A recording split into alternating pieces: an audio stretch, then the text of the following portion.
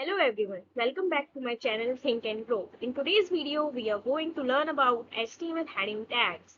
These tags are very important for organizing and structuring your web page content. So without wasting any time, let's get started. Here you can see HTML heading tags are defined with the H1 to H6 tags. H1 से H6 tags तक होते हैं ये और H1 is defines the most important heading and H6 defines the least important heading. As you can see, each heading gets smaller in size from H1 to H6.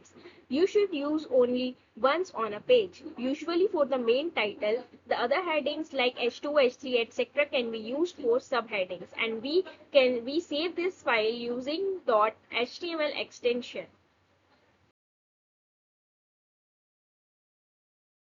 So here is a web page and here you can see the headings and the subheadings. I hope this video helped you understand HTML heading tags clearly. If you like the video, give it a thumbs up, share it, and don't forget to subscribe to Think and Grow for more web development tutorials. Thanks for watching. See you in the next video.